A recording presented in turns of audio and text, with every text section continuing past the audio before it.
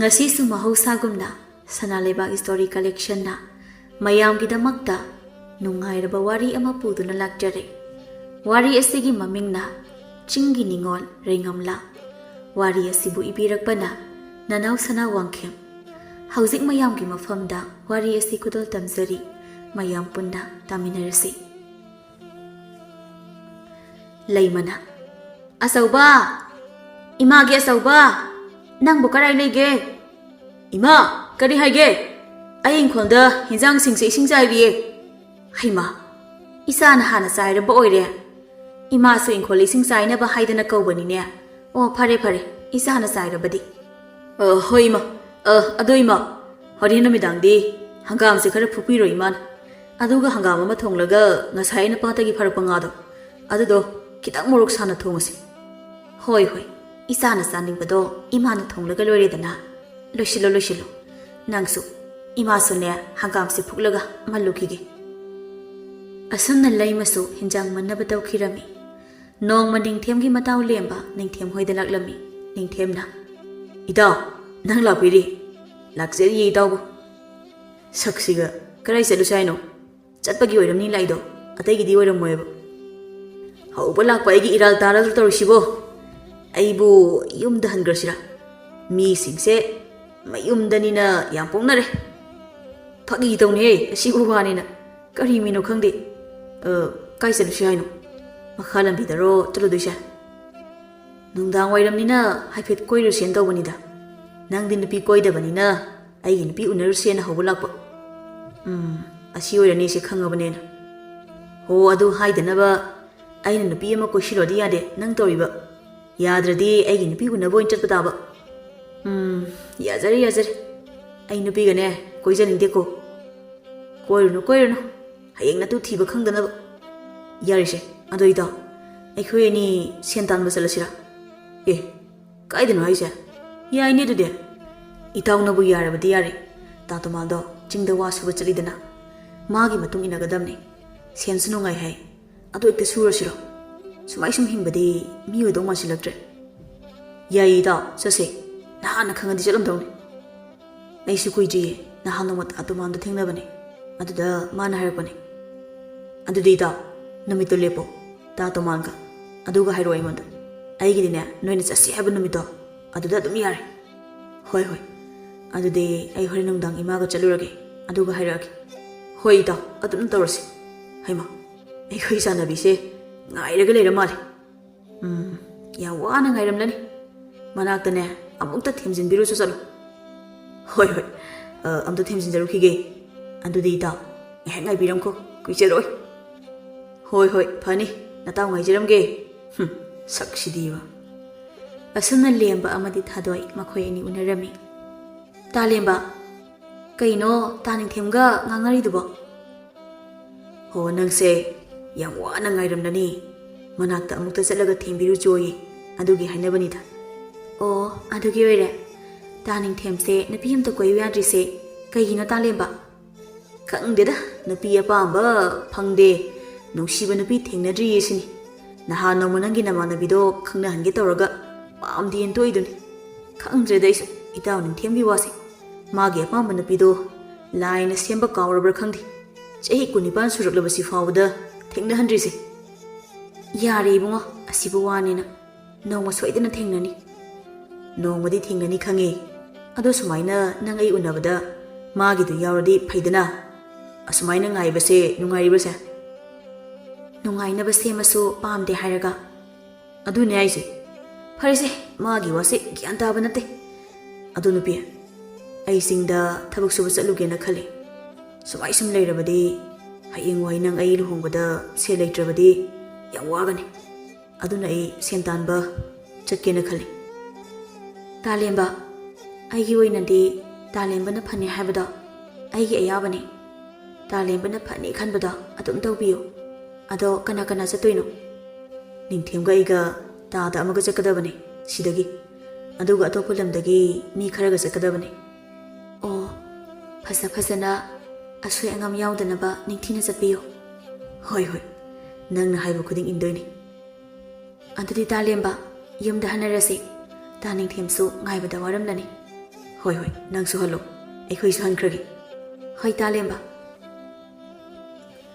ꯑꯁꯨꯝꯅ ꯃꯈꯣꯏꯁꯨ ꯃꯌꯨꯝ ꯃꯌꯨꯝꯗ ꯍꯟꯅꯈꯤꯔꯝꯃꯤ ꯃꯇꯝꯁꯨ ꯇꯞꯅ ꯇꯞꯅ ꯍꯧꯈꯤꯕꯅ ꯂꯦꯝꯕ ꯑꯃꯗꯤ ꯅꯤꯡꯊꯦꯝ ꯃꯈꯣꯏ ꯑꯅꯤꯅ ꯆꯤꯡꯗ ꯋꯥ ꯁꯨꯕ ꯆꯠꯀꯗꯕ ꯅꯨꯃꯤꯠ ꯑꯗꯨꯅꯤ ꯃꯌꯨꯝ ꯃꯌꯨꯝꯗꯒꯤ ꯊꯧꯅꯔꯛꯂꯒ ꯇꯥ ꯇꯣꯃꯥꯡꯒ ꯄꯨꯟꯅ ꯌꯨꯝ ꯊꯥꯗꯣꯛꯇꯨꯅ ꯂꯪꯐꯩꯗ ꯊꯕꯛ ꯁꯨꯕ ꯆꯠꯈꯤꯔꯝꯃꯤ ꯊꯣꯏꯕꯅ ꯃꯃꯥ ꯅꯆꯥꯅꯨꯄꯥꯗꯨꯅ ꯂꯪꯐꯩꯗ ꯊꯕꯛ ꯁꯨꯕ ꯆꯠꯈ꯭ꯔꯤꯕꯗꯨꯕꯨ ꯃꯥꯕꯨ ꯀꯔꯝꯅ ꯂꯩꯔꯝꯒꯅꯤ ꯀꯔꯤꯁꯨ ꯇꯧꯔꯝꯂꯣꯏꯗ ꯃꯈꯣꯏ ꯄꯥꯕꯨꯡ ꯃꯅꯤꯡꯂꯣꯝꯒꯤ ꯏꯆꯦ ꯂꯩꯃꯒꯤ ꯃꯆꯥꯅꯨꯄꯥ ꯅꯤꯡꯊꯦꯝꯒ ꯄꯨꯟꯅ ꯆꯠꯃꯤꯟꯅꯈꯤꯕꯅꯤꯅ ꯍꯣꯏꯅꯦ ꯑꯗꯨꯒꯤꯕꯨꯗꯤ ꯀꯔꯤꯁꯨ ꯈꯟꯗꯦꯅꯦ ꯑꯗꯨꯕꯨ ꯁꯤꯗꯗꯤ ꯀꯔꯤꯁꯨ ꯁꯨꯕ ꯅꯠꯇꯦ ꯑꯗꯨꯒ ꯂꯪꯐꯩꯗꯨꯗ ꯇꯨꯝꯕ ꯆꯥꯕ ꯅꯨꯡꯉꯥꯏꯐꯝ ꯈꯪꯕ ꯅꯠꯇꯦꯗꯣ ꯍꯣ ꯑꯗꯨ ꯑꯗꯨꯝ ꯈꯜꯂꯒ ꯂꯩꯔꯕꯗꯤ ꯌꯥꯔꯔꯣꯏꯌꯦ ꯅꯨꯄꯥ ꯍꯥꯏꯕꯁꯤꯗꯤ ꯑꯋꯥ ꯑꯅꯥ ꯊꯤꯕ ꯌꯥꯕ ꯅꯠꯇꯦ ꯃꯈꯣꯏꯅ ꯌꯨꯝ ꯑꯁꯤ ꯈꯨꯠꯂꯤꯡꯂꯒ ꯂꯩꯍꯧꯒꯗꯧꯔꯤꯕꯅꯤ ꯑꯗꯨꯅ ꯃꯈꯣꯏꯒꯤ ꯇꯨꯡꯒꯤ ꯄꯨꯟꯁꯤꯗ ꯅꯨꯡꯉꯥꯏꯅꯕ ꯍꯣꯠꯅꯒꯗꯕꯅꯤ ꯀꯔꯤꯁꯨ ꯈꯟꯕꯤꯔꯨꯅꯨ ꯍꯣꯏ ꯍꯣꯏ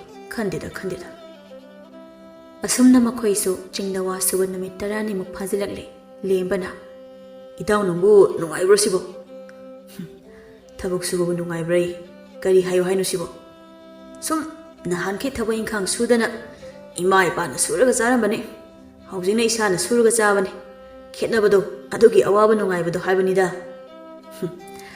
ꯑꯗꯨꯒꯤꯗꯤ ꯀꯔꯤꯁꯨ ꯈꯟꯗꯦꯗ ꯑꯩꯒꯤꯗꯤ ꯏꯇꯥꯎ ꯑꯩ ꯍꯧꯖꯤꯛꯇ ꯅꯤꯡꯉꯝꯗꯕ ꯐꯥꯎꯔꯛꯏ ꯅꯍꯥꯟ ꯃꯈꯩ ꯃꯥꯡꯍꯟꯈꯤꯕ ꯃꯇꯝꯗꯣ ꯑꯁꯨꯝꯅ ꯊꯕꯛ ꯁꯨꯔꯒ ꯁꯦꯜ ꯇꯥꯜꯂꯝꯂꯕꯗꯤ ꯉꯁꯤ ꯑꯩꯅ ꯐꯪꯂꯤꯕ ꯁꯦꯟꯁꯤꯗꯒꯤ ꯍꯦꯟꯅ ꯐꯪꯂꯝꯒꯅꯤꯅ ꯈꯜꯂꯤ ꯂꯦꯝꯕꯅ ꯍꯧꯖꯤꯛ ꯑꯗꯨ ꯅꯤꯡꯁꯤꯡꯂꯨꯔꯒ ꯆꯤꯟꯇꯥ ꯇꯧꯔꯒ ꯀꯥꯟꯅꯒꯗ꯭ꯔꯣ ꯀꯥꯟꯅꯗꯧ ꯂꯩꯇ꯭ꯔꯦ ꯑꯗꯨꯅ ꯍꯧꯖꯤꯛ ꯀꯟꯅ ꯁꯨꯔꯒ ꯂꯣꯏꯔꯦ ꯑꯗꯨꯕꯨ ꯅꯪꯁꯨ ꯆꯤꯡꯃꯤ ꯅꯤꯡꯉꯣꯜꯂ ꯇꯝꯒꯤ ꯅꯤꯡꯉꯣꯜꯂ ꯅꯨꯄꯤ ꯑꯃꯗꯤ ꯀꯣꯏꯁꯤꯟꯕꯅ ꯐꯩ ꯍꯌꯦꯡꯋꯥꯏ ꯅꯨꯄꯤ ꯊꯤꯔꯝꯗꯥꯏꯗ ꯅꯨꯄꯤ ꯊꯤꯔꯒ ꯖꯨꯠ ꯆꯥꯕ ꯅꯨꯄꯤ ꯐꯪꯂꯣꯏꯀꯣ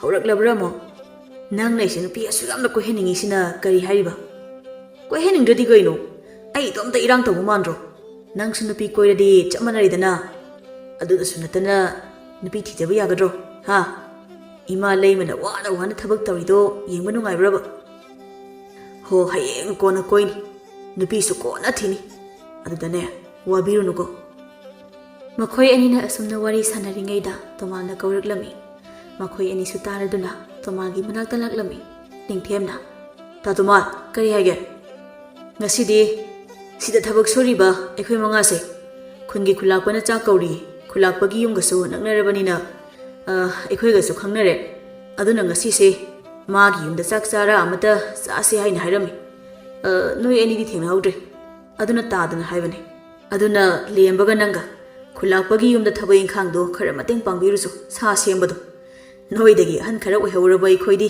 ꯉꯥꯏꯍꯥꯛ ꯂꯩꯔꯒ ꯂꯥꯛꯑꯒꯦ ꯁꯤꯗ ꯊꯕꯛ ꯈꯔ ꯂꯣꯏꯁꯤꯜꯂꯝꯈꯤꯒꯦ ꯅꯣꯏ ꯑꯅꯤꯕꯨ ꯇꯟꯕ꯭ꯔꯣ ꯅꯤꯡꯊꯦꯝꯅ ꯇꯥ ꯇꯣꯃꯥꯜ ꯀꯔꯤꯒꯤ ꯇꯟꯗꯣꯏꯅꯣ ꯆꯠꯂꯨꯔꯒꯦ ꯂꯦꯝꯕꯒ ꯑꯩꯒ ꯑꯁꯤ ꯍꯥꯏꯔꯝꯂꯒ ꯅꯤꯡꯊꯦꯝ ꯑꯃꯗꯤ ꯂꯦꯝꯕ ꯃꯈꯣꯏ ꯑꯅꯤ ꯈꯨꯜꯂꯥꯛꯄꯒꯤ ꯌꯨꯝꯗ ꯆꯠꯈꯤꯔꯝꯃꯤ ꯂꯦꯝꯕ ꯑꯃꯗꯤ ꯅꯤꯡꯊꯦꯝ ꯃꯈꯣꯏ ꯑꯅꯤꯅ ꯂꯝꯕꯤꯗ ꯂꯥꯛꯄꯗ ꯆꯤꯡꯒꯤ ꯅꯤꯡꯉꯣꯜ ꯂꯩꯁꯥ ꯑꯅꯤ ꯂꯣꯛꯇꯒꯤ ꯏꯁꯤꯡ ꯁꯣꯛꯂꯨꯅꯕ ꯍꯥꯏꯗꯨꯅ ꯀꯨꯝꯂꯛꯂꯝꯃꯤ ꯑꯗꯨꯝꯅ ꯂꯥꯛꯄꯗꯨ ꯎꯕꯗ ꯅꯤꯡꯊꯦꯝ ꯂꯩꯁꯥꯕꯤ ꯑꯃꯗ ꯃꯤꯠꯐꯝ ꯇꯥꯔꯨꯔꯤ ꯃꯨꯟꯅ ꯌꯦꯡꯗꯨꯅ ꯂꯩꯔꯝꯃꯤ ꯃꯥꯅ ꯑꯗꯨꯝꯅ ꯆꯠꯄ ꯂꯦꯞꯂꯒ ꯂꯩꯁꯥꯕꯤ ꯑꯗꯨꯗ ꯌꯦꯡꯂꯒ ꯂꯩꯕꯗꯨꯗ ꯂꯦꯝꯕꯅ ꯑꯁꯨꯝꯅ ꯍꯥꯏꯔꯛꯏ ꯑꯣꯏ ꯀꯩꯅꯣ ꯅꯪ ꯇꯧꯔꯤꯗꯨꯅ ꯀꯅꯥꯗꯣ ꯅꯪ ꯌꯦꯡꯗꯨꯕ ꯂꯦꯝꯕꯅ ꯑꯗꯨꯝꯅ ꯍꯥꯏꯔꯕꯁꯨ ꯅꯤꯡꯊꯦꯝ ꯇꯥꯗꯅ ꯑꯗꯨꯃꯛ ꯌꯦꯡꯗꯨꯅ ꯂꯩꯔꯝꯃꯤ ꯃꯥꯒꯤ ꯃꯇꯧꯗꯨꯗ ꯂꯩꯁꯥ ꯑꯅꯤ ꯑꯗꯣ ꯃꯈꯣꯏꯒꯤ ꯅꯥꯛꯇ ꯆꯪꯁꯤꯜꯂꯛꯂꯒ ꯋꯥ ꯍꯥꯏꯔꯛꯏ ꯅꯨꯄꯤ ꯑꯃꯅ ꯑꯁꯨꯝꯅ ꯍꯥꯏꯔꯛꯏ ꯀꯔꯤꯒꯤꯅꯣ ꯅꯪꯅ ꯑꯩꯈꯣꯏꯗ ꯑꯗꯨꯝ ꯌꯦꯡꯕꯗꯤ ꯑꯩꯈꯣꯏꯁꯦ ꯀꯔꯤ ꯇꯧꯔꯒꯦ ꯑꯣꯏ ꯅꯤꯡꯊꯦꯝ ꯅꯨꯄꯤ ꯑꯗꯨꯅ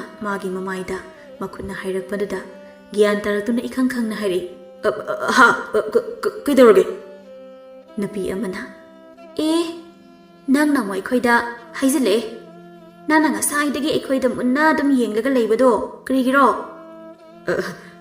ꯀꯩꯝ ꯇꯧꯗꯦꯗ ꯏꯆꯟꯁꯤꯡꯁꯦ ꯃꯁꯛ ꯌꯥꯝꯅ ꯐꯖꯕꯗꯨꯗ ꯁꯨꯝ ꯌꯦꯡꯕꯅꯤꯗ ꯂꯦꯝꯕꯅ ꯃꯇꯥꯎꯒꯤ ꯋꯥꯗꯨꯗ ꯋꯥꯈꯟꯗ ꯈꯜꯂꯤ ꯇꯧꯔꯣꯏ ꯉꯁꯥꯏꯅ ꯑꯩꯗꯤ ꯅꯪꯅ ꯈꯜꯂꯤꯗꯣ ꯈꯪꯉꯤ ꯅꯨꯄꯤ ꯂꯩꯔꯦ ꯑꯩꯒꯤ ꯏꯇꯥꯎꯒꯤ ꯅꯨꯄꯤ ꯂꯩꯔꯦ ꯀꯔꯝꯕ ꯑꯣꯏꯕꯖꯥꯠꯅꯣ ꯅꯨꯄꯤ ꯑꯅꯤꯁꯤꯗꯒꯤ ꯃꯁꯝ ꯁꯥꯡꯕꯤꯁꯨ ꯑꯣꯏꯕꯖꯥꯠꯂꯣ ꯑꯁꯤꯅ ꯃꯁꯛꯁꯦ ꯐꯖꯩ ꯑꯃꯁꯤꯁꯨ ꯐꯖꯩꯗ ꯑꯗꯨꯗ ꯃꯁꯝ ꯁꯥꯡꯕꯤꯁꯤꯅ ꯍꯦꯟꯕꯩ ꯋꯥꯅꯤ ꯅꯨꯄꯤ ꯑꯃꯅ ꯑꯁꯨꯝꯅ ꯑꯃꯨꯛ ꯍꯥꯏꯔꯛꯏ ꯈꯣꯏꯁꯦ ꯐꯖꯕ꯭ꯔꯣ ꯁꯦꯡꯀꯤ ꯌꯥꯝ ꯐꯖꯩ ꯅꯨꯄꯤ ꯑꯗꯨꯅ ꯍꯥꯏꯖꯤꯜꯂꯦꯀꯣ ꯍꯥꯏꯖꯤꯟꯕ ꯅꯠꯇꯦ ꯑꯗꯣ ꯏꯆꯜ ꯑꯅꯤꯒꯤ ꯃꯤꯡꯕꯨ ꯀꯔꯤ ꯀꯧꯋꯦ ꯈꯪꯖꯕ ꯌꯥꯕ꯭ꯔꯣ ꯂꯦꯝꯕꯅ ꯅꯨꯄꯥ ꯑꯩꯈꯣꯏꯁꯦ ꯈꯨꯜꯂꯥꯛꯄꯒꯤ ꯌꯨꯝꯗ ꯂꯥꯛꯏꯕꯅꯤꯀꯣ ꯇꯨꯃꯤꯟꯅ ꯑꯝꯇ ꯂꯩꯌꯨꯅ ꯏꯆꯜꯈꯣꯏꯒꯤ ꯃꯤꯡꯗꯣ ꯈꯪꯖꯒꯦ ꯅꯨꯄꯤ ꯑꯃꯅ ꯑꯁꯨꯝꯅ ꯍꯥꯏꯔꯛꯏ ꯑꯩꯒꯤ ꯃꯤꯡꯅ ꯃꯦꯔꯤ ꯀꯧꯕꯅꯦ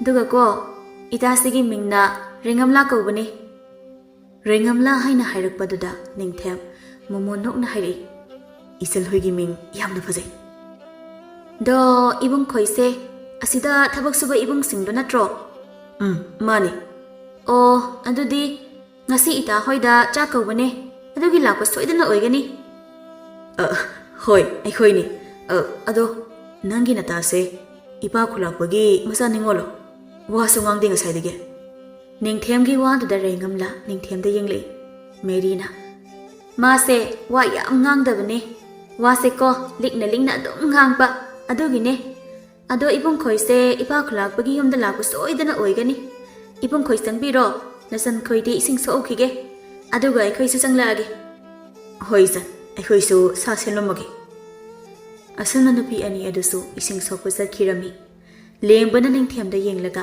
ꯋꯥ ꯍꯥꯏꯔꯛꯏ ꯏꯇꯥꯎ ꯅꯪꯅ ꯄꯥꯝꯃꯤꯁꯤ ꯀꯔꯝꯕꯅꯣ ꯌꯥꯝ ꯈꯪꯉꯦꯗ ꯍꯥꯏꯔꯛꯑꯣ ꯏꯇꯥꯎ ꯂꯦꯝꯕ ꯑꯩꯅ ꯈꯜꯂꯨꯔꯤꯕꯁꯦ ꯊꯨꯡꯒꯗꯕ ꯃꯥꯟꯗ꯭ꯔꯦꯗ ꯀꯩꯗꯧꯔꯒꯦ ꯀꯔꯤ ꯊꯨꯡꯂꯣꯏꯗꯕ ꯂꯩꯔꯒꯦ ꯍꯥꯏꯔꯛꯑꯣ ꯔꯦꯡꯉꯝꯂꯥꯁꯦ ꯑꯩꯅ ꯅꯨꯡꯁꯤ ꯑꯗꯨꯕꯨ ꯑꯩꯒ ꯃꯥꯒ ꯊꯥꯛ ꯌꯥꯝ ꯈꯦꯠꯅꯔꯝꯃꯤ ꯃꯔꯝꯁꯤꯅ ꯑꯩꯒꯤ ꯅꯨꯡꯁꯤꯕꯁꯦ ꯐꯣꯡꯗꯣꯛꯇꯅ ꯑꯗꯨꯃꯛ ꯂꯩꯈꯤꯒꯗꯕ ꯃꯥꯜꯂꯤꯗ ꯅꯪꯅ ꯍꯥꯏꯁꯦ ꯔꯦꯡꯉꯝꯂꯥꯁꯦ ꯈꯨꯜꯂꯥꯛꯄꯒꯤ ꯃꯆꯥ ꯅꯤꯉꯣꯜ ꯑꯣꯏꯕꯁꯤꯒꯤ ꯅꯠꯇ꯭ꯔꯣ ꯀꯔꯤꯁꯨ ꯈꯜꯂꯨꯅꯨꯁꯦ ꯈꯨꯟꯒꯤ ꯈꯨꯜꯂꯥꯛꯄꯒꯤ ꯃꯆꯥ ꯑꯣꯏꯔꯕꯁꯨ ꯃꯁꯥꯗ ꯑꯃꯨꯛꯇꯪ ꯅꯨꯡꯁꯤ ꯄꯥꯝꯃꯤ ꯐꯣꯡꯗꯣꯛꯂꯁꯤ ꯌꯥꯕ꯭ꯔꯥ ꯌꯥꯗꯕ꯭ꯔꯥ ꯍꯥꯏꯕꯗꯨ ꯅꯇꯥꯎꯁꯨ ꯏꯇꯥꯎꯒꯤ ꯃꯇꯦꯡ ꯄꯥꯡꯒꯦ ꯀꯩꯗꯧꯒꯦ ꯀꯃꯥꯏꯅ ꯃꯇꯦꯡ ꯄꯥꯡꯗꯧꯔꯤꯒꯦ ꯅꯪꯅ ꯑꯁ ꯑꯗꯨꯒꯤ ꯏꯇꯥꯎꯅ ꯑꯗꯨꯛ ꯌꯥꯝ ꯋꯥꯔꯤ ꯀꯩꯒꯤꯅꯣ ꯃꯥꯒꯤ ꯃꯃꯥꯟꯅꯕꯤ ꯃꯦꯔꯤꯗ ꯍꯥꯏꯔ ꯂꯣꯏꯔꯦ ꯑꯗꯨꯒꯤꯕꯨ ꯏꯇꯥꯎꯅ ꯅꯨꯡꯁꯤꯕ ꯅꯨꯄꯤꯁꯦ ꯅꯇꯥꯎꯅ ꯁꯣꯏꯗꯅ ꯏꯇꯥꯎꯒꯤ ꯅꯨꯄꯤ ꯑꯣꯏꯍꯟꯒꯅꯤ ꯏꯇꯥꯎꯒꯤ ꯍꯦꯛ ꯑꯣꯏꯍꯟꯕ ꯉꯝꯗ꯭ꯔꯕ ꯂꯦꯝꯕ ꯑꯩꯁꯦ ꯁꯦꯟ ꯄꯥꯏꯕ ꯃꯤꯁꯛ ꯑꯃ ꯑꯣꯏꯈꯤꯒꯦ ꯂꯦꯝꯕꯒꯤ ꯋꯥꯗꯨꯗ ꯆꯠꯂꯝꯕ ꯅꯤꯡꯊꯦꯝ ꯆꯞ ꯂꯦꯞꯄꯤ ꯀꯔꯤꯕ ꯅꯪꯒꯤꯗꯣ ꯐꯥꯒꯤ ꯇꯧꯅꯦ ꯏꯇꯥꯎꯒꯤ ꯁꯣꯏꯗꯅ ꯅꯨꯄꯤ ꯑꯣꯏꯍꯟꯒꯅꯤ ꯍꯥꯏꯕ ꯌꯥꯔꯦ ꯇꯣꯛꯑꯁꯦ ꯈꯨꯜꯂꯥꯛꯄꯒꯤ ꯌꯨꯝ ꯌꯧꯔꯦ ꯑꯁꯨꯝꯅ ꯃꯈꯣꯏ ꯑꯅꯤꯁꯨ ꯈꯨꯜꯂꯥꯛꯄꯒꯤ ꯌꯨꯝ ꯌꯧꯔꯗꯨꯅ ꯈꯨꯜꯂꯥꯛꯄꯅ ꯃꯈꯣꯏꯕꯨ ꯍꯔꯥꯎꯅ ꯀꯧꯁꯤꯜꯂꯤ ꯑꯊꯣꯏꯕꯅ ꯏꯆꯥꯁꯤꯡ ꯌꯧꯔꯦꯗꯅ ꯀꯥꯈꯠꯄꯤꯌꯣ ꯐꯒꯅꯤ ꯏꯄꯥ ꯈꯨꯜꯂꯥꯛꯄ ꯃꯔꯨꯞ ꯑꯍꯨꯝꯗꯨꯗꯤ ꯀꯔꯤ ꯇꯧꯔꯒꯦ ꯂꯥꯛꯇ꯭ꯔꯕꯗꯤ ꯏꯄꯥ ꯈꯨꯜꯂꯥꯛꯄ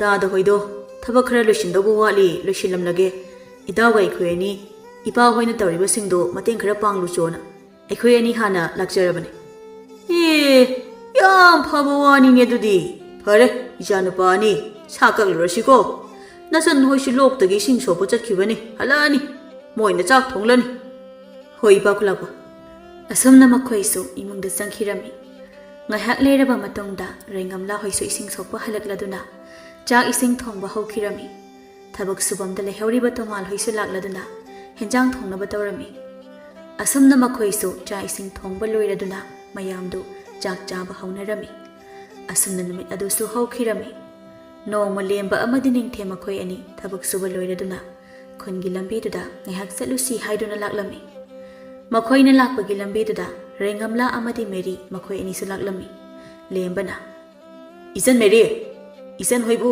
ꯀꯔꯥꯏ ꯆꯠꯂꯨꯒꯦꯅ ꯊꯣꯛꯂꯛꯏꯅꯣ ꯏꯕꯨꯡ ꯂꯦꯝꯕ ꯏꯇꯥꯒ ꯁꯤꯡꯖꯨ ꯆꯥꯒꯦꯅ ꯗꯨꯀꯥꯟꯗ ꯂꯥꯛꯄꯅꯦ ꯀꯩꯅꯣ ꯗꯨꯀꯥꯟꯗ ꯁꯤꯡꯖꯨ ꯌꯣꯟꯕ꯭ꯔꯣ ꯍꯥꯏꯁꯦ ꯑꯩꯈꯣꯏꯒꯤꯗꯤ ꯌꯣꯜꯂꯦ ꯏꯕꯨꯡ ꯍꯣꯏꯗꯤ ꯀꯔꯥꯏ ꯆꯠꯄꯅꯣ ꯏꯇꯥꯎꯒ ꯁꯨꯝ ꯆꯠꯄꯤ ꯁꯥꯟꯅꯔꯝꯕꯅꯤꯗ ꯑꯗꯣ ꯏꯆꯟ ꯃꯦꯔꯤ ꯅꯪꯒꯤ ꯅꯇꯥꯁꯦ ꯋꯥ ꯉꯥꯡꯗ꯭ꯔꯤꯁꯤ ꯀꯩꯒꯤꯅꯣ ꯅꯍꯥꯟ ꯆꯥꯛ ꯆꯥꯕꯗꯁꯨ ꯋꯥ ꯉꯥꯡꯗꯦ ꯏꯇꯥꯎꯅ ꯉꯥꯡꯕꯁꯨ ꯅꯣꯛꯐꯦꯠꯇꯪ ꯇꯧꯔꯒ ꯂꯩ ꯀꯩꯒꯤꯅꯣ ꯁꯤꯕꯣ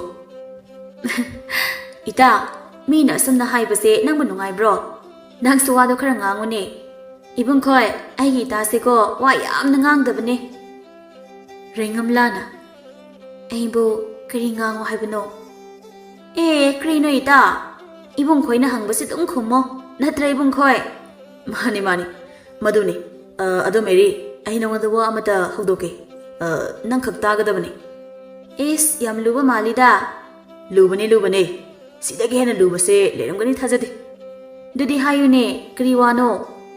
Chana chana dum sase. Ringam lagi itawga mangda sapiro. Ekhoi tungda wari sage. No itawa yaba nate. Ningthe matawgi matawdu khangladuna ringam lada asumna hairi. Isan, moyani wari sajarasani. Ekhoi ni su chalase. Ibung.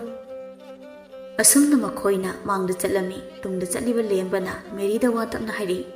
Isan Mary. Kari haige ibung. Kari wano haini haibadu. Dum haibiro aida. Isan Mary. Nangi natasa. Magi khangnajaba manjaba khangkana lege. Dugi wadura. Dugi ordiko. Ita ringam lase nupa amata koidabne. Kungi pakhang kaya nasuko. Mabu nungsi na haiba. Mayam yambane. Ado ita nasubya yadaba. Aigi ita diko nungsiba nupasu leite. Khangnaba nupasu leite. Yam chambane. Isan gidi laibra haisa. Ai gidi laiye. Ita ringam latani leitaba. Adudi yam phari chan. Isan mere. Ai wa mata gaige. Nangna mateng pangbiyo. Kari wano hairodana. Nangi natase. Ai gitaw ning themna nungsiba phawre. Aduna nangna nangi natase. Ai gitaw ga nungsinabada amukta yanaba sinbiyo. Ibung lemba nangna haiba wado yam luba oyene. Ai dadi ko yam luba. Ado ai itada amukta di hairag yenge. Yaba yadaba haibado. Isan na yanaba amukta sinbiyo. Ai gitaw se isan ring rada ngawreba. Hoi, ai yanaba adum sinbi yada ibung lemba. Tanja aduda ringam lana tungda lakliba Mary bu kauraklami. Mary, dukan se yaure laone. Hoi, lakre. Ibung lemba ai horen hairaga yengbige ko. Isan na yanaba sinbiro ko. Hoi. Mary na amuk mayam tanaba hairi. Ibung khoi, singju sakisi. Ningthem na. Yaran isan. Noi dum chajaro. Aikhoi so thabak subam da halagi. Kuire thoreisi. Ahan singduna halaktre na hairam batare. Ringam lana ningthem gi wadu da khumlei. Kari so hairu da ibung. Nakhoi ni adum chajaro. Nahung pulap charase. Ngasi gi de khoi yawrege. Phare ibung. Ibung khoi ni yadradi. Asumna Mary ringam la makhoi so dukan da sangkhirami. Somdana ningthem amadi lemba makhoi so halaklami. Lembana ningthem da. Ida, aina haigrabane ijan Mary da. Hayeng pau khangani. Ida, karigumba ringam lana khungi khulakpada maitai nupana aingonda asumna hairei haina tamkhrabadi. Karma tawani da. Khulakpana asawbaga loinan tawlabadi. Ida oi wadabu ngamde. Ringam lana aigi nuksibabu yabiraklabadi fai. Yaraktrabadi ida. Ida ningthem. Atumna wakhal waganusi. Nataw leibasidi. Itawu fataba misaglo. Aini yanaba silakanisi. Waganu ida. Ai phaba fataba adugi wanatana. Aidi lairaba misagni. Chingi lamasida hingnabagi sientan balakpani. Pupang suba misak amasu nate. Ima lukrabina wana yopirakpani. Itaw lemba. Ima ipa suni laitabasi yamna waida. As ida kaisu natabadada adum yam khanjalidu kaiginu. Aini yanaba singani haidana. Isan Mary na yanaba haige habane.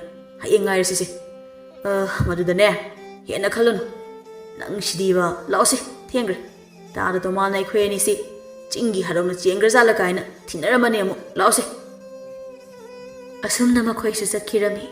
Somdana ringam la amadi Mary makhoi ani singju saba loiraga mayumda halaklami. Mary ga ringam la ga makhoi ani asa yum thangnarami aduna punna chatminarami. Mary na ringam la da.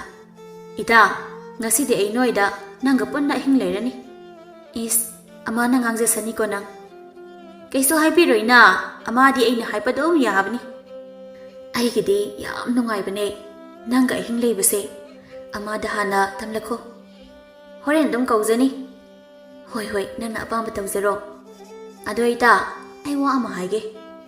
Kariwano. Nang ay na haida wase yabiyu ko. Aigi ita nungsipina haiba wada.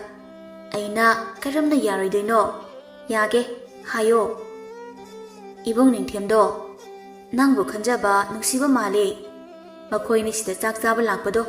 Ada nang aiga thingnidana ko. Aduda nangbu man adum yenglaga leibadu. Nangbu nungsiba phawbagi male.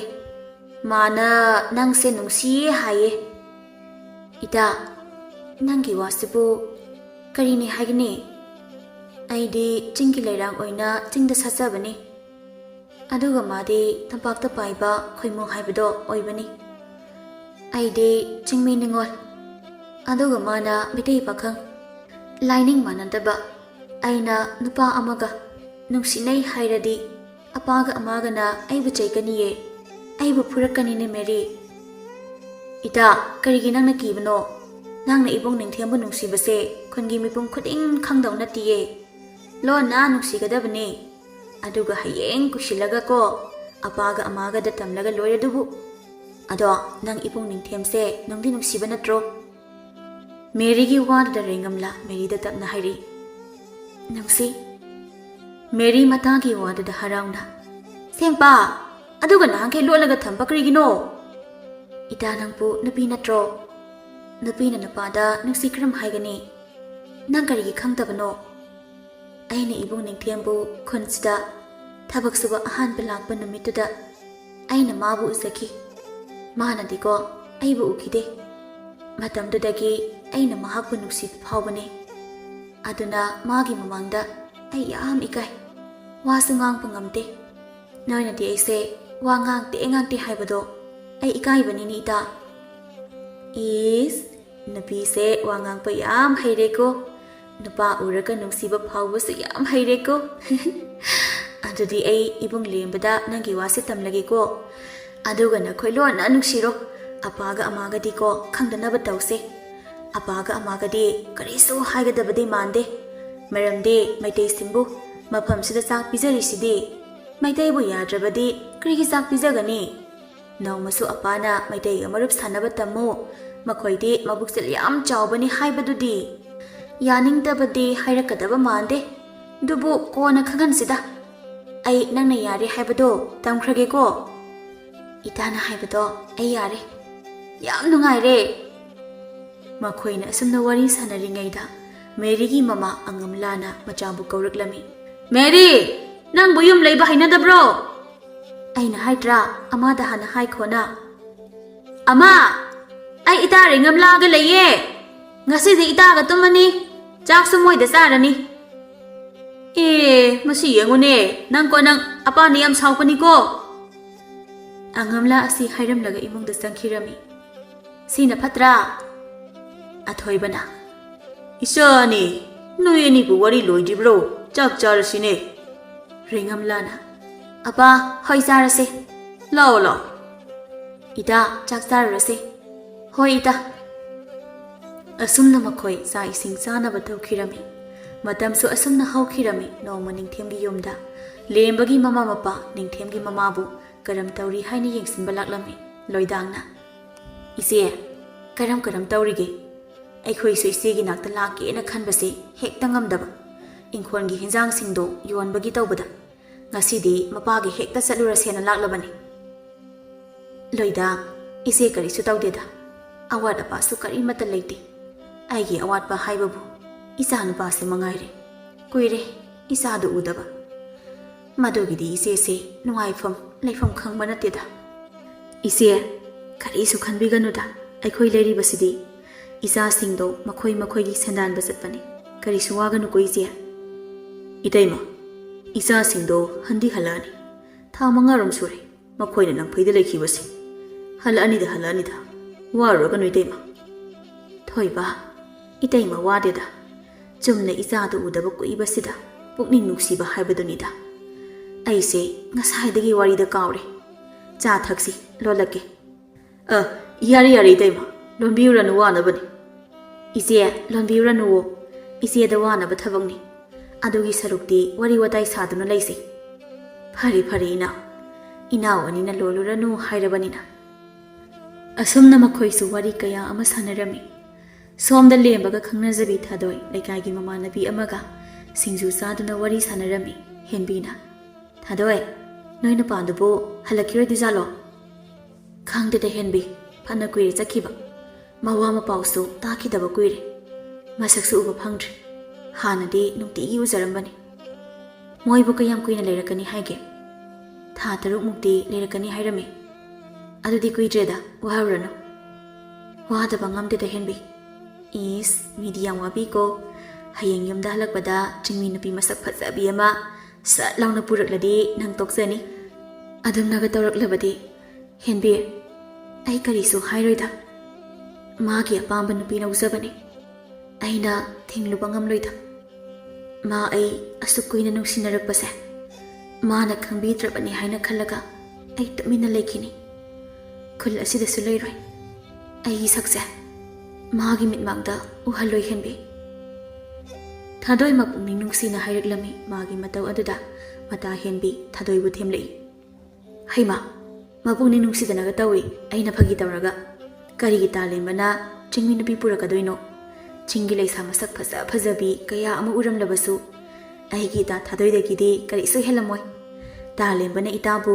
ꯀꯩꯗꯧꯅꯨꯡꯗ ꯊꯥꯗꯣꯛꯇꯨꯅ ꯆꯠꯂꯨꯏ ꯌꯥꯔꯦ ꯋꯥꯈꯜ ꯋꯥꯗꯅꯒ ꯇꯧꯔꯅꯨ ꯑꯩ ꯀꯔꯤꯁꯨ ꯈꯟꯗꯦꯗ ꯏꯇꯥ ꯍꯦꯟꯕꯤ ꯑꯗꯨꯅꯦꯕ ꯑꯗꯨꯗꯤ ꯁꯤꯡꯖꯨꯁꯨ ꯆꯥꯕ ꯂꯣꯏꯔꯦ ꯀꯣꯜꯂꯤꯛꯁꯦ ꯐꯦꯡꯗꯣꯛꯎꯔꯁꯤ ꯂꯥꯛꯑꯣ ꯑꯁꯨꯝꯅ ꯃꯈꯣꯏ ꯑꯅꯤꯁꯨ ꯁꯤꯡꯖꯨ ꯆꯥꯕ ꯂꯣꯏꯕꯒꯤ ꯊꯕꯛ ꯏꯪꯈꯥꯡ ꯂꯣꯏꯁꯤꯜꯂꯝꯃꯤ ꯁꯣꯝꯗꯅ ꯃꯦꯔꯤꯒ ꯂꯦꯝꯕꯒꯅ ꯔꯦꯡꯉꯝꯂꯥ ꯑꯃꯗꯤ ꯅꯤꯡꯊꯦꯝ ꯃꯈꯣꯏ ꯑꯅꯤ ꯑꯗꯣ ꯅꯨꯡꯁꯤꯅꯍꯜꯂꯝꯃꯤ ꯅꯣꯡꯃ ꯅꯤꯡꯊꯦꯝ ꯑꯃꯗꯤ ꯔꯦꯡꯉꯝꯂꯥ ꯃꯈꯣꯏ ꯑꯅꯤ ꯎꯅꯔꯝꯃꯤ ꯅꯤꯡꯊꯦꯝꯅ ꯔꯦꯡꯉꯝꯂꯥ ꯀꯔꯤ ꯍꯥꯏꯒꯦ ꯏꯕꯨꯡ ꯅꯤꯡꯊꯦꯝ ꯍꯧꯖꯤꯛꯇꯤ ꯅꯪ ꯑꯩ ꯅꯨꯡꯁꯤꯅꯕ ꯍꯥꯏꯕꯗꯨ ꯑꯣꯏꯔꯦ ꯅꯨꯡꯁꯤꯅꯗ꯭ꯔꯤꯉꯩ ꯅꯨꯡꯁꯤꯅꯔꯕꯗꯤꯅ ꯋꯥꯖꯈꯤ ꯑꯗꯨꯒ ꯍꯧꯖꯤꯛꯅ ꯅꯪꯕꯨ ꯑꯩꯒꯤ ꯑꯣꯏꯕ ꯐꯪꯂꯔꯣꯏꯗ꯭ꯔꯥ ꯍꯥꯏꯅ ꯃꯁꯤꯒꯤ ꯑꯩ ꯑꯋꯥꯕ ꯑꯃ ꯑꯣꯏꯔꯦ ꯔꯦꯡꯉꯝꯂꯥ ꯏꯕꯨꯡ ꯅꯤꯡꯊꯦꯝ ꯅꯨꯡꯁꯤꯅꯕ ꯍꯥꯏꯕꯁꯦ ꯊꯨꯡꯅꯕ ꯅꯠꯇꯕ꯭ꯔꯥ ꯀꯥꯏꯅꯅꯕ ꯅꯨꯡꯁꯤꯅꯕ ꯑꯣꯏꯔꯕꯗꯤ ꯅꯨꯡꯁꯤꯗ꯭ꯔꯕꯁꯨ ꯌꯥꯏꯅ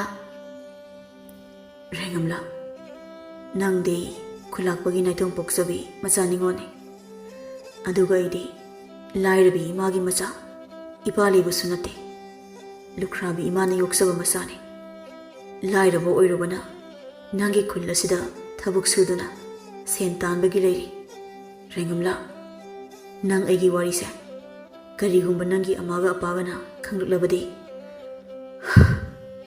ꯃꯁꯤ ꯈꯟꯕꯗ ꯑꯩ ꯌꯥꯝꯅ ꯋꯥꯏ ꯏꯕꯨꯡ ꯅꯤꯡꯊꯦꯝ ꯑꯗꯨꯝꯅ ꯀꯔꯤꯒꯤ ꯋꯥꯕꯅꯣ ꯑꯩꯅ ꯅꯪꯒꯤ ꯂꯩꯕꯤꯁꯤꯗꯤ ꯏꯕꯨꯡ ꯅꯤꯡꯊꯦꯝ ꯑꯃꯥ ꯑꯄꯥ ꯃꯈꯣꯏꯗꯤꯀꯣ ꯑꯩꯅ ꯊꯃꯣꯏ ꯁꯦꯡꯅ ꯍꯥꯏꯕꯗ ꯀꯔꯤꯁꯨ ꯍꯥꯏꯔꯣꯏ ꯃꯣꯏꯗꯤꯀꯣ ꯑꯩꯅ ꯁꯤ ꯄꯥꯝꯃꯤ ꯍꯥꯏꯕꯁꯦ ꯏꯆꯥꯅ ꯄꯥꯝꯃꯗꯤ ꯏꯆꯥꯒꯤ ꯑꯄꯥꯝꯕꯗ ꯑꯗꯨꯝ ꯇꯧꯒꯅꯤ ꯍꯥꯏꯅ ꯂꯩꯕꯅꯦ ꯏꯕꯨꯡ ꯅꯤꯡꯊꯦꯝ ꯅꯪ ꯋꯥꯒꯅꯣ ꯑꯁꯦꯡꯕꯒꯤꯔ ꯔꯦꯡꯉꯝꯂꯥ ꯅꯪꯒꯤ ꯑꯃꯥ ꯑꯄꯥꯅ ꯅꯪ ꯑꯩꯒꯤ ꯅꯨꯡꯁꯤꯕ ꯀꯔꯤꯁꯨ ꯍꯥꯏꯔꯛꯂꯣꯏꯗ꯭ꯔꯥ ꯁꯦꯡꯄꯅꯦ ꯏꯕꯨꯡ ꯅꯤꯡꯊꯦꯝ ꯑꯩꯁꯨꯀꯣ ꯑꯍꯥꯟꯕꯗ ꯏꯕꯨꯡ ꯅꯤꯡꯊꯦꯝꯒ ꯅꯨꯡꯁꯤꯕꯒꯤ ꯍꯥꯏꯅꯕ ꯀꯥꯟꯗ ꯑꯃꯥꯅ ꯀꯔꯤ ꯍꯥꯏꯅꯤ ꯑꯄꯥꯅ ꯀꯔꯤ ꯍꯥꯏꯅꯤ ꯈꯟꯕꯗ ꯑꯩ ꯌꯥꯝ ꯋꯥꯏꯌꯦ ꯑꯩꯅ ꯇ꯭ꯔꯥꯏꯕꯦꯜ ꯑꯣꯏꯕ ꯏꯕꯨꯡꯅ ꯃꯩꯇꯩ ꯑꯣꯏꯕ ꯃꯔꯝꯁꯤꯅꯀꯣ ꯑꯩ ꯑꯍꯤꯡ ꯐꯥꯎ ꯇꯨꯝꯕ ꯌꯥꯗꯕꯅꯤ ꯏꯕꯨꯡ ꯅꯤꯡꯊꯦꯝ ꯑꯗꯨꯕꯨ ꯍꯧꯖꯤꯛꯇꯤ ꯑꯩ ꯀꯔꯤꯁꯨ ꯋꯥꯕ ꯂꯩꯇꯦ ꯑꯩꯒꯤ ꯑꯃꯥꯗ ꯍꯥꯏꯔꯒꯦ ꯈꯜꯂꯦ ꯏꯕꯨꯡ ꯅꯤꯡꯊꯦꯝ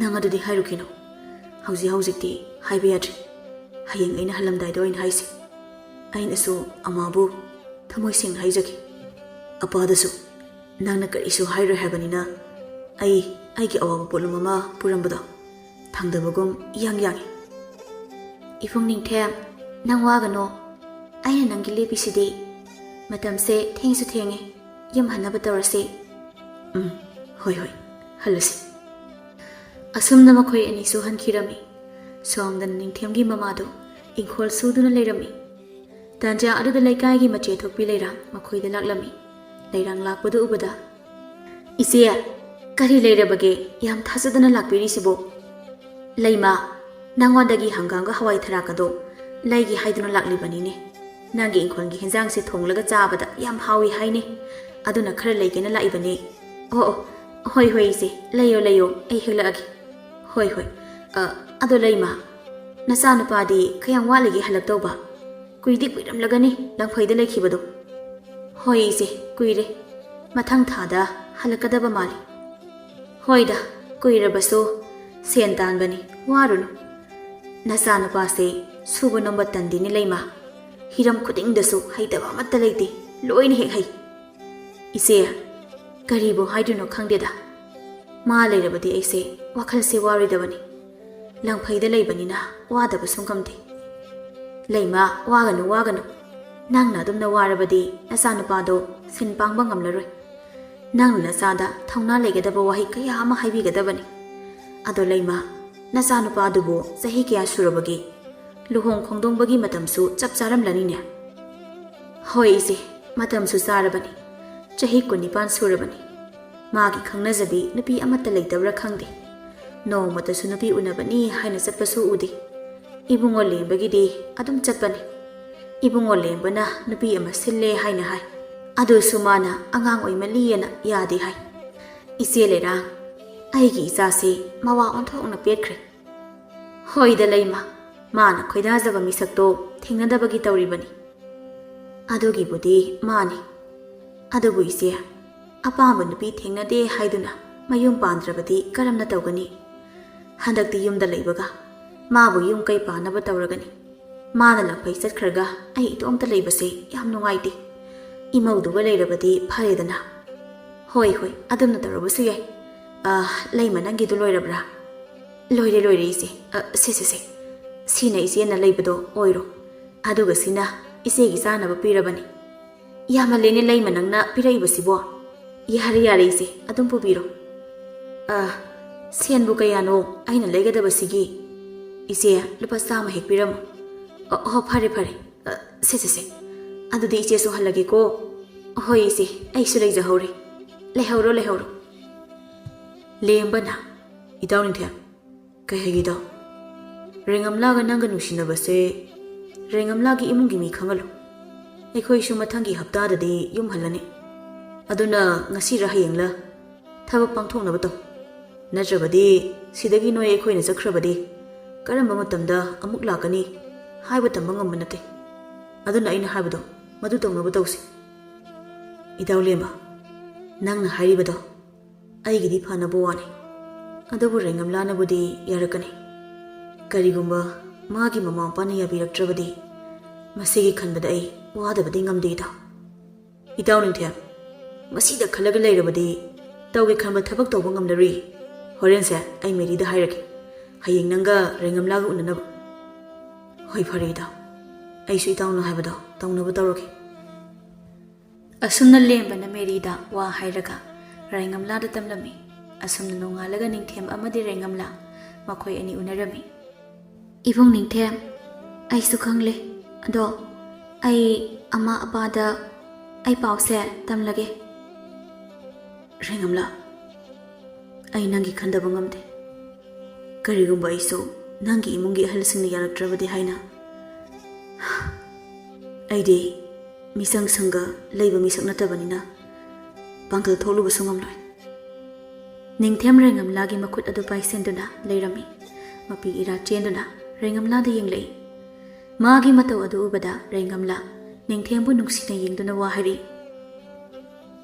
Ibung Ningthem nang kri isu khangano nangi de ina lepasidi aina ko nangi leplingai kana su kari mata thingpa ngamlaye ai nangi damak leiriye Ibung Ningthem Rengamla ai gi thamoi sinadi chingda satpili rang na hakse tampak da salaningi Nangbu hanbu uzaba numit aduda aina nangbu khanjaki maitei egi inakta nangbu thamjaba phangan biu haina adubu Ibung Ningthem aina wakatra hairaga nangna sum waraga leire ai nangi lengtana lekani ye pharise ibung su hanbiro ai su hanlage ai su hanlage hoi Ibung Ningthem Asuna Ningthem makoigi thabak subamda halaklami magi matawaduda thabak saminariba singaduna kaidawrage haina hanglaklami Ningthem karigumba amada khumlamda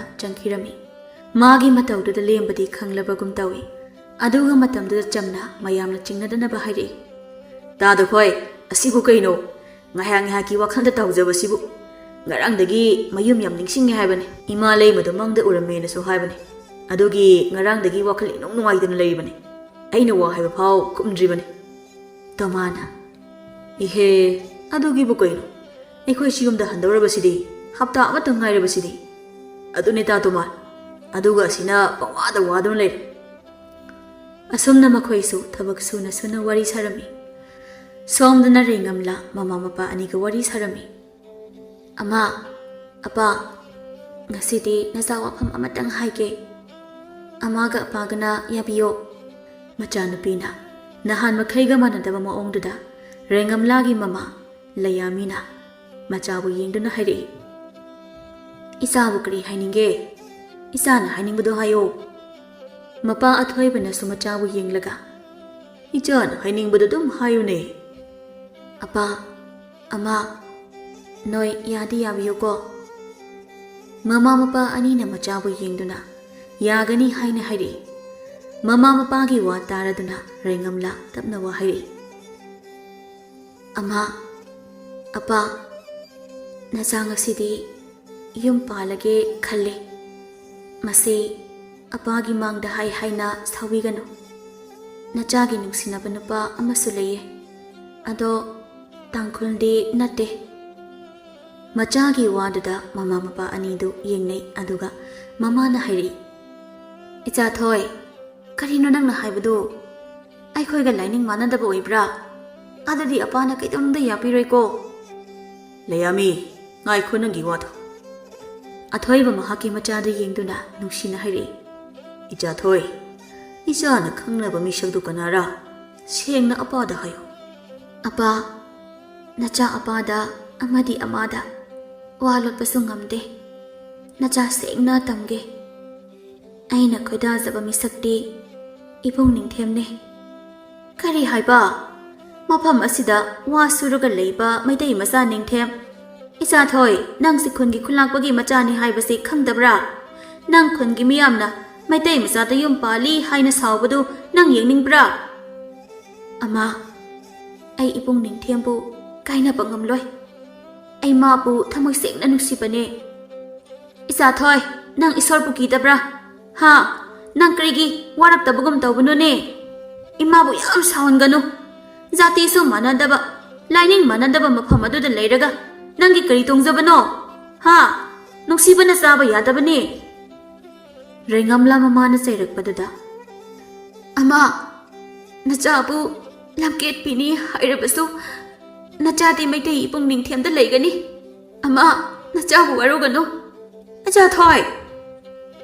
ꯂꯩꯌꯥꯃꯤ ꯃꯆꯥꯕꯨ ꯁꯥꯎꯅ ꯀꯧꯔꯛꯏ꯫ ꯃꯃꯥ ꯃꯆꯥꯒꯤ ꯉꯪꯅꯕꯗꯨꯗ ꯑꯊꯣꯏꯕ ꯃꯆꯥ ꯑꯃꯗꯤ ꯃꯃꯥꯕꯨ ꯌꯦꯡꯂꯒ ꯋꯥ ꯍꯥꯏꯔꯛꯏ꯫ ꯂꯩꯌꯥꯃꯤ, ꯅꯪ ꯇꯞꯊꯈꯣ, ꯅꯪ ꯁꯥꯎꯈꯤꯅꯨꯅꯦ꯫ ꯑꯩ ꯋꯥ ꯍꯥꯏꯒꯦ꯫ ꯏꯆꯥꯊꯣꯏ, ꯅꯪꯁꯨ ꯋꯥꯈꯤꯅꯨ, ꯑꯄꯥ ꯋꯥ ꯍꯥꯏꯒꯦ꯫ ꯃꯄꯥꯒꯤ ꯋꯥꯍꯩ ꯑꯗꯨꯗ ꯃꯃꯥ ꯑꯃꯗꯤ ꯔꯦꯡꯉꯝꯂꯥ ꯇꯨꯃꯤꯟꯅ ꯂꯩꯔꯝꯃꯤ꯫ ꯑꯊꯣꯏꯕꯅ ꯃꯈꯥ ꯇꯥꯅ, ꯂꯩꯌꯥꯃꯤ, ꯅꯪ ꯑꯩꯁꯤ ꯀꯅꯥꯅꯣ ꯍꯥꯏꯕ ꯈꯪꯕ ꯅꯠꯇ꯭ꯔꯥ? ꯑꯩꯅ ꯅꯪꯕꯨ ꯂꯧꯕ ꯀꯨꯏꯗ꯭ꯔꯤꯉꯩ ꯅꯠꯇ꯭ꯔꯥ ꯑꯩꯅ ꯋꯥ ꯀꯌꯥ ꯑꯃ ꯇꯝꯕꯗꯨ ꯅꯪ ꯀꯔꯤꯒꯤ ꯀꯥꯎꯕꯅꯣ? ꯃꯣꯏꯄꯥ, ꯅꯪꯅ ꯃꯩꯇꯩꯕꯨ ꯌꯥꯕꯤꯗꯕꯁꯤ ꯀꯔꯤꯒꯤꯔ ꯂꯩꯌꯥꯃꯤ? ꯅꯪꯅ ꯑꯩꯉꯣꯟꯗ ꯕꯦꯕꯥꯔ ꯎꯟꯅ ꯀꯧꯕꯤꯕ ꯃꯣꯏꯄꯥ ꯍꯥꯏꯕꯁꯤ ꯃꯩꯇꯩꯒꯤ ꯂꯣꯟ ꯑꯣꯏꯕꯅꯤꯅꯦ꯫ ꯂꯩꯌꯥꯃꯤ, ꯅꯪ ꯑꯩꯁꯤ ꯀꯅꯥꯅꯣ, ꯀꯔꯝꯕ ꯃꯤꯅꯣ ꯍꯥꯏꯕꯁꯤ ꯅꯪ ꯈꯪꯗꯕ꯭ꯔꯥ?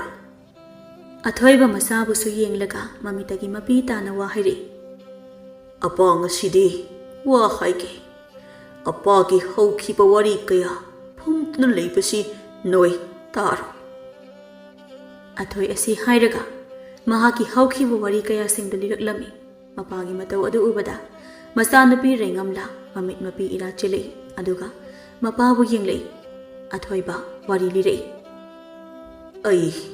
ꯑꯩꯒꯤ ꯑꯃꯥꯗꯣ ꯃꯩꯇꯩ ꯅꯨꯄꯤꯅꯤ, ꯑꯩꯒꯤ ꯑꯄꯥꯅ ꯇꯥꯡꯈꯨꯜꯅꯤ꯫ ꯏꯆꯥꯊꯣꯏ, ꯂꯩꯌꯥꯃꯤ, ꯑꯩꯒꯤ ꯍꯛꯆꯥꯡꯗ ꯆꯦꯜꯂꯤꯕ ꯏꯁꯦ ꯃꯩꯇꯩꯒꯤ ꯏꯁꯨ ꯌꯥꯎꯕꯅꯤꯅꯦ꯫ ꯑꯩꯕꯨ ꯄꯣꯛꯄꯤ ꯃꯩꯇꯩ ꯏꯃꯥꯗꯣ ꯑꯩꯅ ꯆꯍꯤ 15 ꯁꯨꯔꯛꯄ ꯃꯇꯝ ꯑꯗꯨꯗꯀꯣ ꯂꯥꯏꯑꯣꯡ ꯈꯪꯗꯕ ꯂꯩꯅꯥ ꯑꯃꯅ ꯂꯩꯈꯤꯗꯦ꯫ ꯑꯩꯒꯤ ꯑꯄꯥꯁꯨ ꯑꯃꯥꯅ ꯂꯩꯈꯤꯗꯕ ꯆꯍꯤ ꯐꯥꯗꯅ ꯑꯄꯥꯁꯨ ꯂꯩꯈꯤꯗꯦ꯫ ꯃꯇꯝ ꯑꯗꯨꯗꯒꯤ ꯈꯨꯟꯒꯤ ꯃꯤꯌꯥꯝꯅ ꯑꯩꯕꯨ ꯈꯨꯟ ꯑꯁꯤꯒꯤ ꯈꯨꯜꯂꯥꯛꯄ ꯑꯣꯏꯅ ꯂꯩꯍꯟꯈꯤ꯫ ꯑꯗꯨꯒ ꯑꯩꯅ ꯇꯥꯡꯈꯨꯜꯒꯤ ꯃꯤꯡ ꯊꯣꯟꯗꯕꯁꯦ ꯃꯤꯌꯥꯝꯅꯗꯤ ꯂꯥꯟꯅ ꯂꯧꯔꯝꯕꯁꯨ ꯌꯥꯏ꯫ ꯑꯩꯒꯤ ꯑꯃꯥꯅ ꯅꯨꯡꯁꯤꯅ ꯑꯊꯣꯏꯕ ꯍꯥꯏꯅ ꯊꯣꯟꯕꯤꯔꯝꯕꯅ ꯑꯩ ꯉꯁꯤꯁꯨ ꯃꯁꯤꯗꯒꯤ ꯍꯦꯟꯇꯕꯅꯤ ꯏꯆꯥ ꯊꯣꯏ ngasi ichana pamjaba nusiba misakto apana ayetba karisu piroi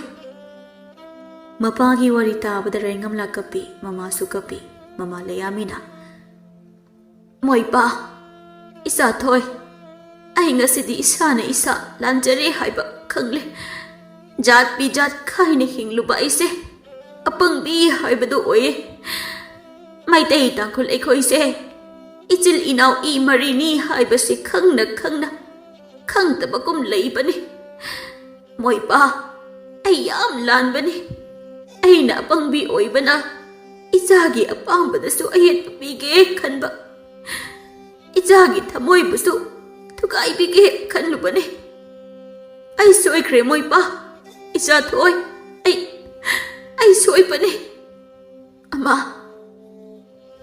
layami nang lantene karigi lankani macha pu soyen ningpa mama pu leirum kadra nang lante icha thoi apa ngasi di nangonda ko wa ama haike haipiyo apa nachada maitei icha nupa ning themse mangonta icha na leirage haina khallabra icha thoi nang apa na haibase khumu amasu isada karisu hairaroi isagi apambada ama karisu yeloine apa ama nacha ibung ningthempu yam nuksibane ahibusu mana yam nuksibane ma ai thunazage apa ai ibung ningthem kaina bangam loye apa hari eduti apa isagi wa tare nungai aigi isana maitegi marakta tinpa phangjaba apagi thamoina penpani ningthemdi chattuba kuiramlar rengamla mapa mama ani na mahaki wa tabiduna ningthem ka maga nungsiba amadi leiminaba yarakpada rengamla aduki matik harauze ningthemda pau yamna tamjaningi adubu mama mapagi mangda uthokpa yadabana masa matomta phathaje rengamla mapagi wahang adu khumlaklami apa lakliba irai numit ase sida chatkani haina haibani apa phare adudi moina hayeng chatkani haibado adugi noma watlingai da apa ga amukta unage haina tamu sida lakhalo icha thoina hoi apa chalo nangina thawado tawjaruso rengamla mapana hairaba aduda rengamla su sangkhirami layami amadi athoiba makhoi anidi wari saduna leirami asumna matam su haukhirami nungthildani rengamla amadi ningthem makhoi ani wari sarami rengamla na ningthemda mapabung amadi mamana haibadu loina tamlami rengamla gi wa tarabada ningthem harauzai ningthemna nokmi tawraga rengamla bu yenglaga wa hairi rengamla ayam harawi khungi khulapana mahaki macha ningolbu aigi famda sinabagi wafam asi tabada ayam harawi rengamla ai soidana nangi yumda laki ningthem asi hairaga mapi ira chelaklami mahaki matau aduda rengamla ningthem gi mapi adu taithoklaga asumna hai ibung ningthem kapkano aidiko ibung ningthem bu yam nuksibane aiso maitei gi marakta yam tiningba ado haujikti phangdore ibung ningthem karigi kapano napa natabado kapkano haujikti nang ai nungsipanthung yaurani aisu yam haraupani ibung ningthem asumna makhoisu harau na wari kaya ama sarami matam so dum hokhibana ningthem hoisu hannaba matam yoraklami ningthem khungi khulakbagi yumda laktuna khungi khulakba amadi khulakbiga wari kaya sarami aroibada ningthemna rengamlabu pujakragi hairabada khulakba amadi khulakbini yabirami asumna rengamla ningthemna chenba haibadu oikhirami chatnabigi matung ina nongalaga ningthemgi ahal laman singna rengamlagi pau hanba chatnakhirami ningthem imagi bungo kai haigima hai imaugi phirol singdo pamjarabra hang imau mabuk na hanba yade ko magi penaba tawgadabani imana oina hangbiyuro imana hangbibana fajarani hoi ai oina hangurage ꯅꯪꯁꯨ ꯊꯕꯛ ꯏꯪꯈꯥꯡ ꯂꯣꯏꯁꯤꯜꯂꯨꯆꯣ ꯄꯨꯒꯗꯕ ꯄꯣꯠꯆꯩꯁꯤꯡꯗꯣ ꯋꯥꯠꯂꯤ ꯋꯥꯠꯇꯦꯗꯨ ꯌꯦꯡꯉꯨꯆꯣ ꯍꯣꯏ ꯏꯃꯥ ꯑꯁꯨꯝꯅ ꯃꯦꯝꯆꯥꯁꯨ ꯃꯃꯧꯒꯤ ꯅꯥꯛꯇ ꯂꯥꯛꯂꯒ ꯑꯋꯥꯠ ꯑꯄꯥ ꯍꯪꯂꯛꯂꯝꯃꯤ ꯔꯩꯉꯝꯂꯥꯅ ꯃꯔꯣꯟ ꯈꯣꯏꯔꯤ ꯏꯃꯥ ꯀꯔꯤꯁꯨ ꯋꯥꯠꯇ꯭ꯔꯦ ꯍꯥꯏꯔꯛꯄꯗꯨ ꯇꯥꯕꯗ ꯂꯩꯃ ꯅꯣꯛꯃꯤ ꯇꯧꯔꯛꯂꯝꯃꯤ ꯂꯩꯀꯥꯏꯒꯤ ꯃꯤꯌꯥꯝꯁꯤꯡꯅꯁꯨ ꯂꯩꯃꯕꯨ ꯊꯥꯒꯠꯅꯔꯝꯃꯤ ꯃꯃꯧ ꯃꯁꯛ ꯐꯖꯕꯤ ꯂꯥꯛꯂꯦ ꯍꯥꯏꯅ ꯑꯁꯨꯝꯅ ꯃꯇꯝꯁꯨ ꯇꯞꯅ ꯍꯧꯈꯤꯕꯅ ꯍꯧꯖꯤꯛꯇꯤ ꯅꯤꯡꯊꯦꯝ ꯑꯃꯗꯤ ꯔꯩꯉꯝꯂꯥ ꯃꯈꯣꯏ ꯑꯅꯤ ꯂꯨꯍꯣꯡꯂꯝꯃꯤꯗꯣ ꯃꯃꯥꯅ ꯅꯨꯡꯉꯥꯏꯔꯦ ꯁꯤꯗꯒꯤ ꯍꯦꯟꯅ ꯅꯨꯡꯉꯥꯏꯕ ꯀꯗꯥꯏꯗꯒꯤ ꯂꯧꯔꯨꯒꯅꯤ ꯂꯩꯃ ꯃꯥꯡꯒꯣꯜꯗ ꯐꯝꯂꯒ ꯃꯇꯣꯝꯇ ꯍꯥꯏꯖꯔꯤꯕꯅꯤ ꯇꯟꯖꯥ ꯑꯗꯨꯗ ꯃꯥꯒꯤ ꯃꯃꯧꯅ ꯃꯃꯥꯕꯨ ꯆꯥꯛ ꯆꯥꯅꯕ ꯀꯧꯔꯛꯂꯝꯃꯤ ꯏꯃꯥ ꯅꯃꯧ ꯆꯥꯛ ꯂꯣꯏꯖꯔꯦ ꯆꯥꯛ ꯆꯥꯅꯕ ꯇꯧꯕꯤꯔꯁꯦ ꯑꯣꯟꯊꯣꯛꯅ ꯅꯨꯡꯁꯤꯈ꯭ꯔꯦꯗꯀꯣ ꯑꯩꯒꯤ ꯏꯃꯧꯅ ꯅꯨꯡꯁꯤꯅ ꯆꯥꯛ ꯆꯥꯔꯁꯦ ꯀꯥꯏꯅ ꯀꯧꯔꯛꯄꯁꯦ ꯑꯁꯤꯒꯨꯝꯕ ꯃꯤꯀꯨꯞꯁꯦ ꯐꯪꯂꯔꯣꯏꯗ꯭ꯔꯥꯅ ꯈꯟꯕꯅꯤ ꯐꯪꯂꯦ ꯂꯩꯃ ꯑꯩꯒꯤ ꯂꯥꯏꯕꯛ ꯑꯁꯦ ꯀꯌꯥꯗ ꯐꯈ꯭ꯔꯕꯅꯣ ꯃꯅꯦꯝꯒꯤ ꯋꯥ ꯑꯗꯨꯗ ꯔꯩꯉꯝꯂꯥ ꯅꯣꯛꯆꯔꯝꯃꯤ ꯏꯕꯨꯡꯉꯣꯗꯤ ꯄꯨꯟꯅ ꯆꯥꯔꯗꯧꯕ ꯅꯠꯇ꯭ꯔꯣ ꯍꯣꯏ ꯏꯃꯥ ꯏꯕꯨꯡꯁꯨ ꯆꯥꯒꯗꯕꯒꯤ ꯇꯍꯧꯔꯦ ꯏꯃꯧ ꯏꯕꯦꯝꯃ ꯅꯪꯅꯅꯦ ꯏꯕꯨꯡ ꯀꯧꯕꯗꯣ ꯀꯧꯔꯅꯨꯀꯣ ꯇꯥꯆꯧ ꯍꯥꯏꯅ ꯀꯧꯀꯣ ꯏꯅꯦꯝꯅ ꯍꯥꯏꯔꯤꯁꯦ ꯏꯃꯧꯒꯤꯗꯃꯛꯇꯅꯤ ꯍꯣꯏ ꯏꯃꯥ ꯅꯃꯧ ꯏꯟꯖꯒꯦ ꯂꯣꯏꯅ ꯑꯁꯨꯝꯅ ꯃꯈꯣꯏꯁꯨ ꯆꯥꯛ ꯏꯁꯤꯡ ꯆꯥꯅꯕ ꯇꯧꯈꯤꯔꯝꯃꯤ ꯃꯇꯝꯗꯤ ꯅꯣꯡꯃꯒꯤ ꯂꯦꯞꯄ ꯂꯩꯇ ꯑꯗꯨꯃꯛ ꯍꯧꯈꯤ ꯂꯣꯏꯈꯤ ꯅꯣꯡꯃꯗꯤ ꯔꯩꯉꯝꯂꯥ ꯃꯁꯥ ꯉꯝꯗꯅ ꯂꯩꯔꯝꯃꯤ ꯃꯥꯒꯤ ꯃꯑꯣꯡ ꯑꯗꯨꯗ ꯅꯤꯡꯊꯦꯝꯅ ꯆꯪꯁꯤꯜꯂꯛꯂꯒ ꯍꯪꯂꯛꯂꯝꯃꯤ ꯁꯅꯥ ꯅꯪꯕꯨ ꯀꯩꯗꯧꯔꯒꯦ ꯅꯤꯡꯊꯦꯝꯅ ꯃꯥꯒꯤ ꯅꯨꯄꯤ ꯔꯩꯉꯝꯂꯥꯕꯨ ꯃꯩꯇꯩꯒꯤ ꯃꯤꯡꯗ ꯁꯅꯥ ꯍꯥꯏꯅ ꯅꯨꯡꯁꯤꯅ ꯀꯧꯕꯤꯔꯝꯃꯤ ꯅꯤꯡꯊꯦꯝꯅ ꯄꯥꯈꯠꯅ ꯃꯥꯒꯤ ꯅꯨꯄꯤ ꯑꯗꯨꯗ ꯍꯪꯕꯗꯨꯗ ꯔꯩꯉꯝꯂꯥꯅ ꯋꯥꯔꯤ ꯄꯨꯝꯕ ꯇꯝꯂꯝꯃꯤ ꯅꯤꯡꯊꯦꯝ ꯈꯪꯂꯗꯨꯅ ꯃꯥꯏꯕꯤ ꯇꯣꯝꯕꯤꯅ ꯌꯦꯡꯍꯜꯂꯝꯃꯤ ꯑꯃꯥꯏꯕꯤ ꯇꯣꯝꯕꯤꯅ ꯅꯤꯡꯊꯦꯝ ꯑꯃꯗꯤ ꯔꯩꯉꯝꯂꯥ ꯃꯃꯥ ꯏꯕꯦꯝꯃꯗ ꯌꯦꯡꯂꯗꯨꯅ ꯇꯞꯅ ꯋꯥ ꯍꯥꯏꯔꯛꯂꯝꯃꯤ ꯂꯩꯃ ꯅꯪ ꯅꯁꯨ ꯐꯪꯂꯅꯤꯅꯦ ꯅꯁꯨꯒꯤ ꯈꯣꯟꯖꯦꯜ ꯇꯥꯔꯅꯤꯅꯦ ꯃꯥꯏꯕꯤ ꯇꯣꯝꯕꯤꯒꯤ ꯋꯥꯗꯨꯗ ꯂꯩꯔꯤꯕ ꯃꯈꯣꯏ ꯑꯍꯨꯝꯃꯛ ꯅꯣꯛꯐꯦꯠ ꯇꯧꯔꯛꯂꯝꯃꯤ